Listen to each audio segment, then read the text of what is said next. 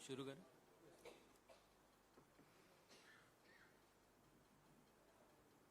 नमस्कार दोस्तों, मैं बहुत आभारी हूं कि आप सब यहाँ पर आए।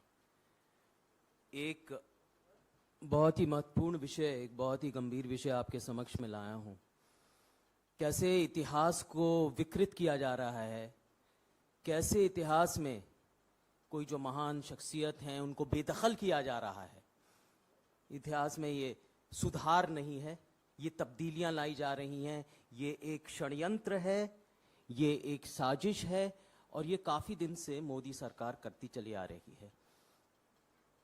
तो अब क्या हुआ है? नई बात ये हुई है कि एक बड़ी शख्सियत जिनका नाम सुनहरे अक्षरों में लिखा जाता है इतिहास में, जो एक व्यक्ति नहीं, एक इदारा थे, एक संस्था थे, मौलाना आजाद, उनको एनसीईआरटी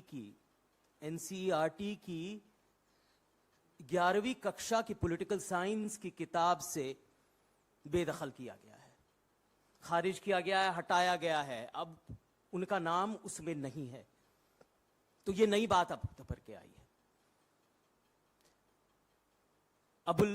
ये आजाद साहब, मौलाना आजाद कोई परिचय के मोहताज नहीं। आप उन सबका योगदान के बारे में जानते हैं।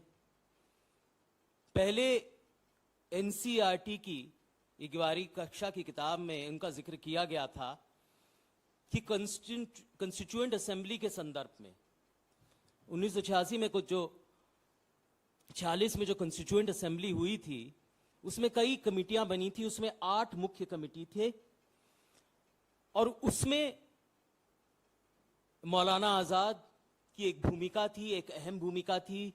कई कमिटियों में वो अध्यक्ष थे, सभापति भी थे, वो उनका संचालन भी करते थे। लेकिन अब उनका नामो निशान नहीं है किताबों में। ये एक अन्याय है। और लोगों का है, पंडित नेहरू का है, अभी इस वक्त राजेंद्र प्रसाद जी का है, सरदार पटेल का है और लोगों का है। लेकिन कब तक रहेगा ये नहीं जानते, किन किन का नाम रहेगा। इस सरकार में इतिहास में कोई महफूज नहीं, कोई सुरक्षित नहीं। कब बेदखल किए जाएंगे कुछ पता नहीं। एक नए इतिहास की रचना हो रही है। मौलाना आजाद का जो वर्चस्व था, जो उनका तजुर्बा था, जो एक बड़े विद्वान थे, ये सब लोग जानते हैं। लेकिन मैं कुछ पृष्ठभूमि में जाना चाहता हूं, क्योंकि ये लोग तो जाएंगे नहीं, इन्होंने तो मिटा ही दिया। इनका महत्व तो किसी को समझाएंगे नहीं, तो इसीलिए मैं ही समझा देता हूं। वो भारत के सबसे पहले शिक्षा मंत्री थे। देखिए, बड़ी अजीब विडंबना यहां पर। भारत के सबसे पहले शिक्षा मंत्री जो थे, जिनका इतना सक्रिय योगदान था, जो निशुल्क अनिवार्य शिक्षा की जो स्कीम की नींव जिसने डाली थी, वो मौलाना आजाद ने। और आज मौलाना आजाद का ही नाम बेदखल किया जा रहा है हमारे पाठ्यक्रम से, हमारी शिक्षा से। कितनी अजीब विडंबना है। स्वतंत्रता संग्राम में, आजादी की लड़ाई में उनका योगदान था, आप अच्छी तरह जानते हैं। उनका अखबार था अल हिलाल, जिस माध्यम से वो सामाजिक न्याय की बात करते थे, समावेशी विकास की बात करते थे, हिंदू मुस्लिम समता की बात करते थे। वो एक तरह से गांधी जी की विचारधारा के एक तरह से मुरीद थे। वो स्वदेशी और स्वराज की वकालत करते थे।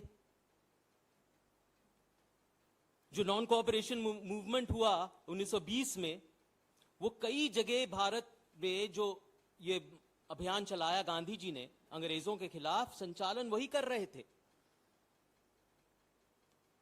1940 से लेकर 1986 तक कांग्रेस अध्यक्ष मौलाना आजाद थे और उनकी ही अगुवाई में, उनके ही नेतृत्व में कैबिनेट मिशन के जो समझौते हो रहे थे भारत के बीच में और कांग्रेस के बीच में, वो उन्हीं के माध्यम से ही हो रहे थे। तो एक महान शख्सियत अब वो नहीं पढ़े जाएंगे। ऐसा ही हो रहा है और ये कोई आश्चर्य की बात नहीं है, क्योंकि मैं आपको बता दूं दोस्तों कि कुछ दिन पहले ही मौलाना आजाद जो फेलोशिप थी, जिसकी शुरुआत यूपीए 2 ने की थी 2009 में, जिसमें जो विद्यार्थी हैं उनको 5 साल तक एक वित्तीय सहायता दी जाती है, जो 6 नोटिफाइड अल्पसंख्यक जो समुदाय हैं उनके लिए, वो भी खत्म कर दी गई है। तो कुछ लोगों का नाम मिटाया जा रहा है इतिहास से। तो कैसे मोड़ पे आ गए हैं हम?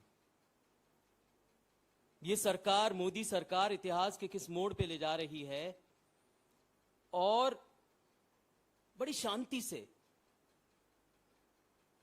बेशर्मी से ये तब्दीलियां ला रही है, इतिहास को खोखला कर रही है। ये उपमा सही होगी, जैसे दीमक किसी लकड़ी को खोखला करता है, वैसे ही हमारा इतिहास खोखला होता जा रहा है। आखिर इसको खत्म करके फेंक दिया जाएगा और मुझे लगता है एक नई इमारत खड़ी की जाएगी, जो नकली इमारत होगी, जो बेईमान इमारत होगी, जिसपे असत्यता होगी, जो सत्य नहीं होगी, वैसी इमारत यहां पर खड़ी करने की कोशिश करी जा रही है। ऐसा हो रहा है यहां पर ऐसी साजिश है।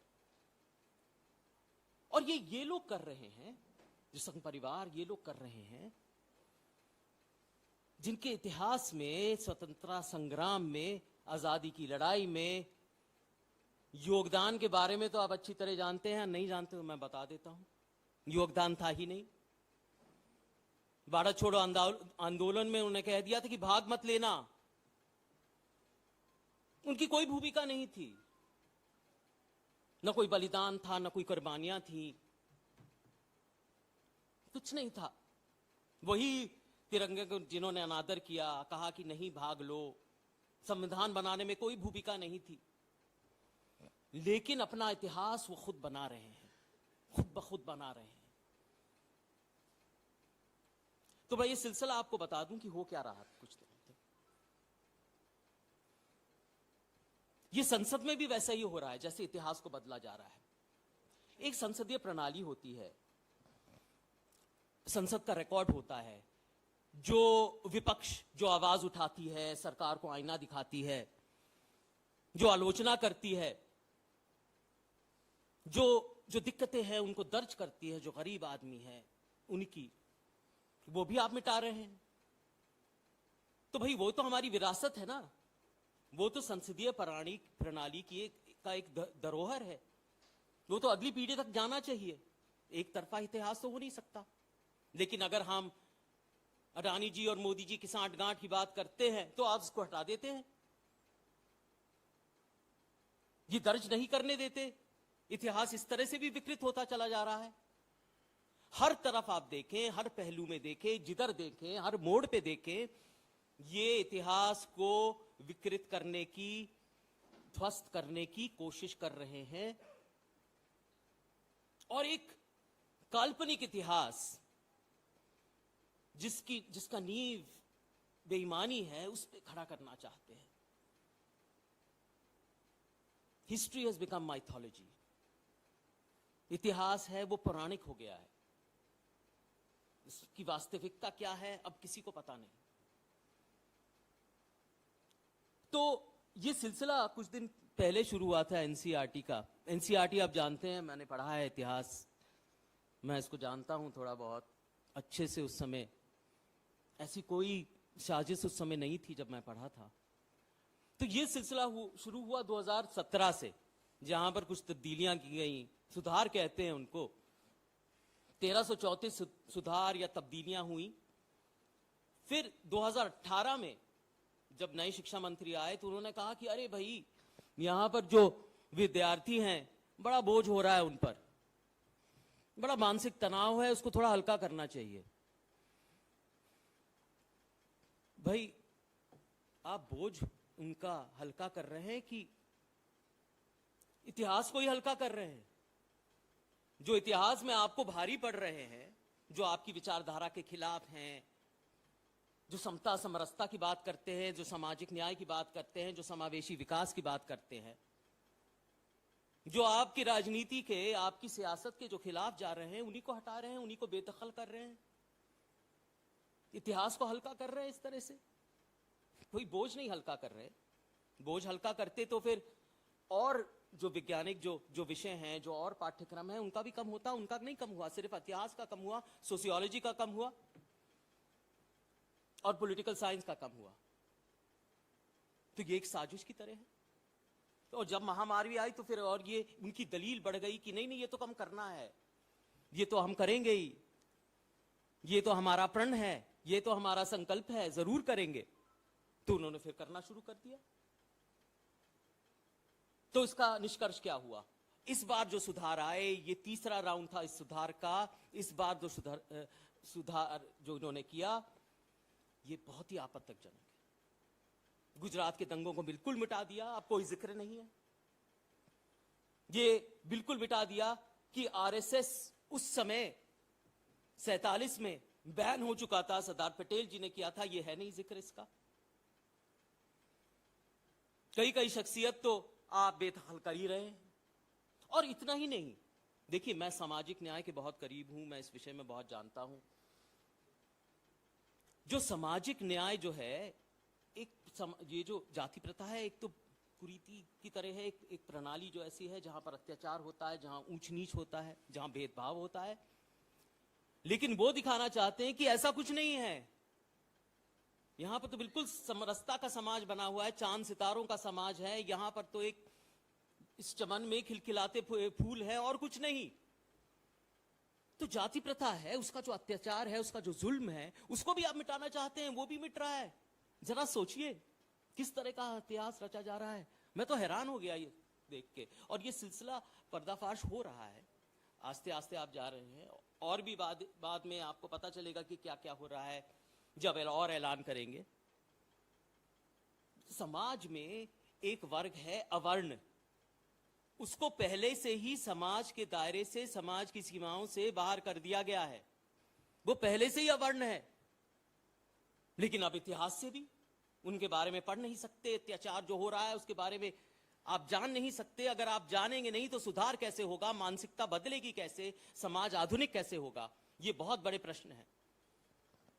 और इतना ही नहीं, आदिवासियों की बात करते हैं। ये आप जानते हैं कि कुछ दिन पहले दिल्ली विश्वविद्यालय का जो अंग्रेजी का जो पाठ्यक्रम था, उसमें महाश्वेता देवी की द्रौपदी, जो आदिवासी उत्पीड़न के विषय में है, बहुत लिखा महाश्वेता देवी ने, उसको भी हटा दिया। वो आदिवासी शोषण के बारे में है, उत्पीड़न के बारे में है, अत्याचार के बारे में है, जुल्म के बारे में है, महिला सशक्तिकरण के बारे में, वो भी हटा दिया। और 2 केरल के जो दलित लेखक थे, उनको भी हटा दिया। फेमिनिस्ट राइटर थे केरल के, उनको भी हटा दिया आपने। महिला सशक्तिकरण की बात करते थे, वो भी। महिला शोषण जैसे होता ही नहीं इस मुल्क में, कभी ना हुआ है ना होगा आगे। इस तरह का इतिहास रच रहे हैं ये सरकार। और दूसरी तरफ आप ऐसे ऐसे कानून ला रहे हैं आदिवासियों के विरोध। अब तो ये फॉरेस्ट कंजर्वेशन एक्ट अब सेलेक्ट कमेटी में चला गया है, लेकिन ये सरकार भरपूर कोशिश कर रही है कि जो जंगल की जमीन है, जो आदिवासियों की जमीन है, उनकी अमानत है, उनकी कीमती बहुमूल्य जो अमानत है, उनसे कैसे छीन लिया जाए और बड़े बड़े कारोबारियों को दे दिया जाए। ये वो चाह रहे हैं, बार बार ये करना वो चाह रहे हैं। ये इनकी साजिश है। अभी बाज नहीं आए, बहुत बड़ा घोटाला सामने आया, अडानी जी का नाम सामने आया।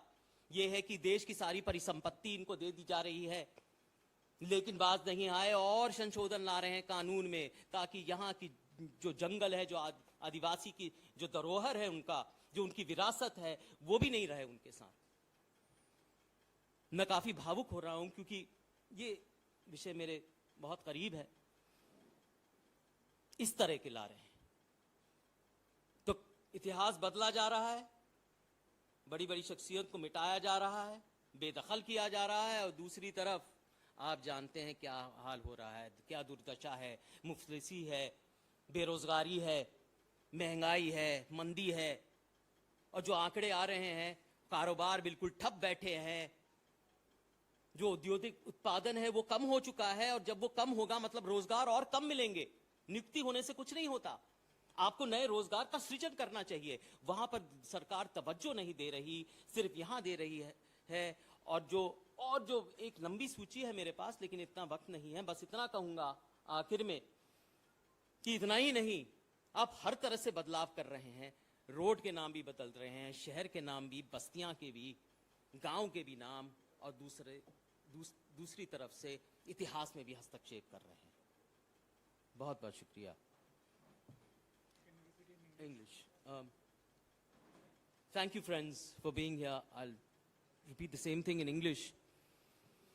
There is a concerted attempt by this government to rewrite history, to rework history, and pass on this legacy, a contorted, distorted legacy built on lies and untruths to the next generation. It concerns dehistoricization of certain figures in great history. This time is Maulana Azad. In the class 12 political science book of NCERT, and we have all grown up reading NCERT, it was our foundational historical text. In the class 12 political science NCERT book, his name has been unceremoniously deleted. That is a huge travesty of history, of his name, of his stature, of his personality, and of his contribution. I condemn it in the strongest possible words. I do not need to repeat his background, his achievements. He was the first education minister in India, and look at this irony, that the first education minister in India who laid the foundations of a universal compulsory education for those under the 14 years of age, his very name has been deleted. So there can be nothing more ironical than this. Absolutely shameful. Absolutely disgusting.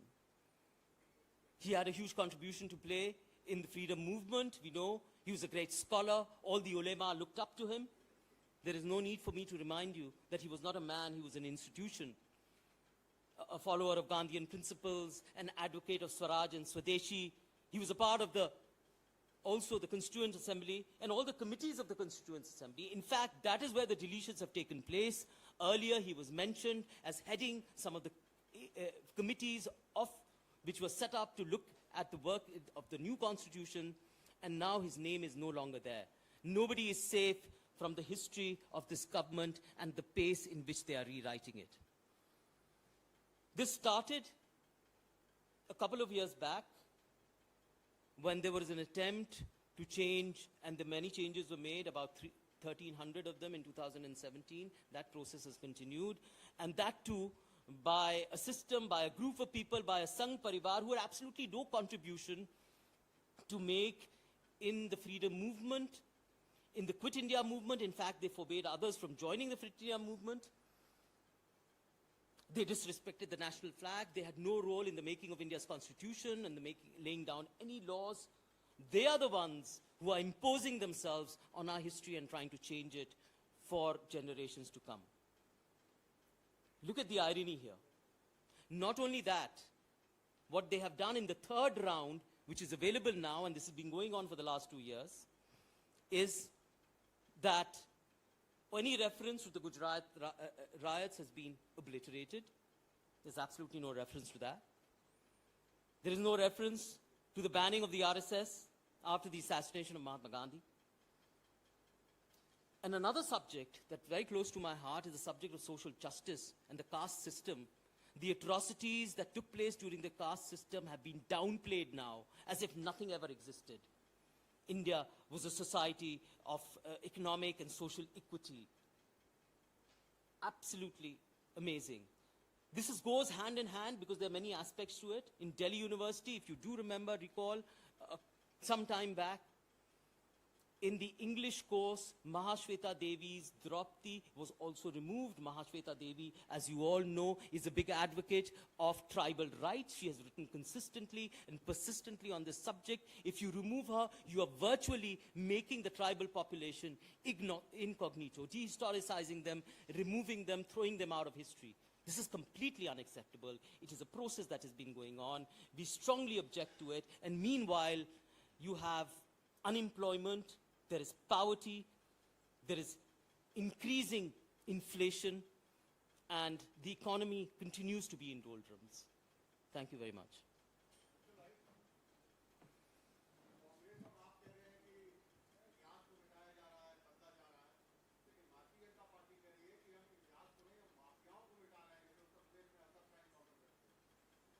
नहीं, मैं उत्तर प्रदेश के बारे में अभी कुछ नहीं कहूंगा। इतिहास को तो मैंने तो आपको बहुत सारे उदाहरण दिए, जैसे ये इतिहास को मिटाया जा रहा है। पहले तो ये षड्यंत्र नहीं मारा जाता था, जब और सरकार थी पहले तो किसी की तरफदारी नहीं होती थी। इतिहास तो मैंने भी पढ़ा है, बड़ी गहराई में पढ़ा है। जरा यहाँ के पढ़ के तो देखिए कि ये कैसे हो रहा है, कैसे चुपचाप हो रहा है, एक षड्यंत्र की तरह हो रहा है। आस्ते आस्ते इसको मिटाया जा रहा है और किसी को पता नहीं लगने दे रहा। भाई, जब नाम बदलते हैं किसी सड़क के, किसी शहर के, तो शोरशार होती है, छाती ठोक के बदलते हैं। यहाँ पर आहिस्ता आहिस्ता यहाँ के लोग सारी संस्थाओं में जा चुके हैं और आहिस्ता आहिस्ता इतिहास को बदल रहे हैं।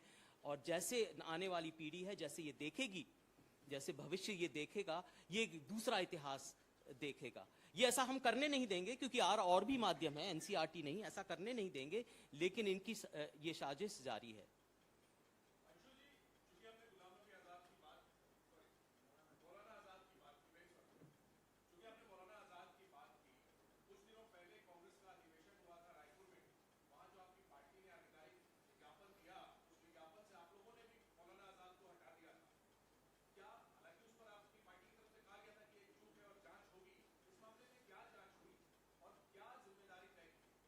नहीं, मैं आपको दिखाना चाहता हूँ इसके बारे में जो जांच का जो भी बात हुई थी उसके बारे में बिल्कुल अधिकृत वक्तव्य आया था, उसके बारे में मुझे लगता है, और ये हम आपके लिए लेके भी आए हैं, आप इनको देख सकते हैं।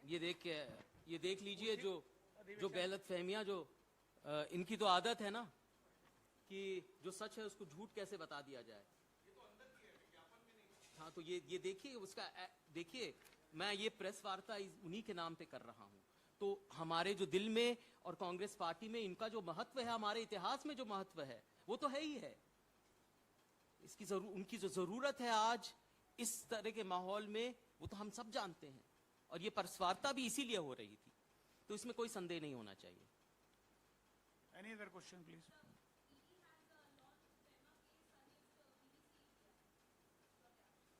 नहीं, हाँ, उस पर ज्यादा नहीं कहूंगा, पर इतना कहूंगा कि अभिव्यक्ति की आजादी छीनी जा रही है। जो एक माहौल पैदा हो रहा है, ऑरविलियन स्टेट जो बनाया जा रहा है, ये आप सब जानते हैं। किस तरह से कानून का दुरुपयोग हो रहा है, संस्थाओं को हथियार बनाया जा रहा है, जो प्रेस है उनकी आवाज को दबाया जा रहा है। आपको पता है कि दिल्ली यूनिवर्सिटी में कुछ छात्रों ने ये दुस्साहस किया कि वो बीबीसी वही डॉक्यूमेंट्री दिखाएं, उनको निलंबित कर दिया गया। तो ये माहौल है, तो ऐसे माहौल में क्या किया जाए, कहा जाए? हम तो लड़ते रहेंगे, हम मुखालिफत करते रहेंगे और ये जो मुद्दे हैं ये उठाते रहेंगे।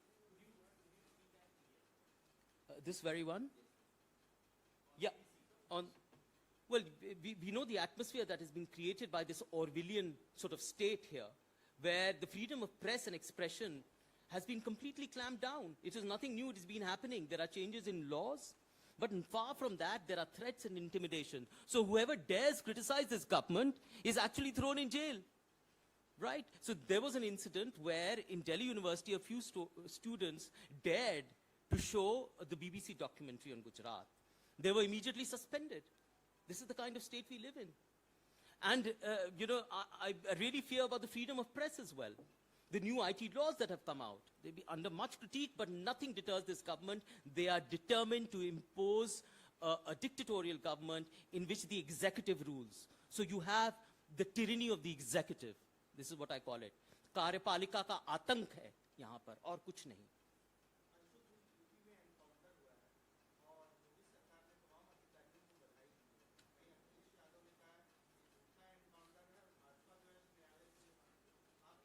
नहीं, मैं यूकी के इस एनकाउंटर के बारे में अब कोई टिप्पणी नहीं दूंगा। ये सब जी।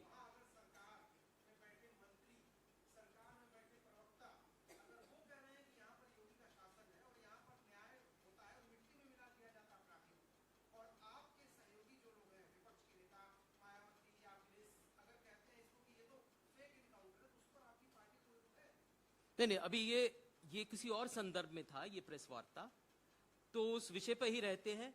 यूपी के लिए टिप्पणी करने के लिए बहुत समय है, उस पर भी करेंगे, उस पर भी हम अपना बयान देंगे जरूर। नहीं नहीं, यूपी से टिप्पणी, मैं ये कह रहा हूं कि एक मुद्दा है जो मैं आपके सामने, आपके समक्ष लेके आया हूं, जो इतिहास को जिस तरह से बदला जा रहा है। यूपी में तो बहुत कुछ हो रहा है और बहुत दिनों से हो रहा है, उसके बारे में हम कहते आए हैं, कभी चूके नहीं। जो हाथरस के बारे में जो हमने जो हाथरस भी हुआ था यूपी में, जो एक तरह से जो लोगों को बेदखल किया जा रहा है वहां पर, जो गरीब हैं, जो वंचित हैं, उनके बारे में तो हम कहते ही आ रहे हैं। और हाथरस उसका एक उदाहरण था, जहां पर जो से, और कैसे ऐसा हो भी सकता, कोई कल्पना भी कर सकता कि ऐसे वहां की सरकार आके, वहां का प्रशासन आके ऐसे बात करे कि अंत्येष्टि हो जाए और परिवार को नहीं बुलाया जाए। तो ऐसा यूपी पे हो रहा है, बहुत कुछ यूपी में हो रहा है, हम जानते हैं। लेकिन अभी ये जो हमारा संदर्भ है,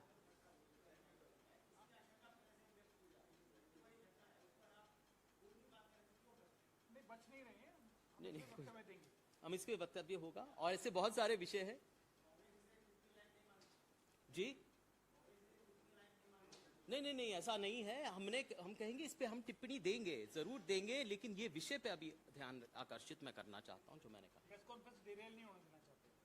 जी जी, शुक्रिया।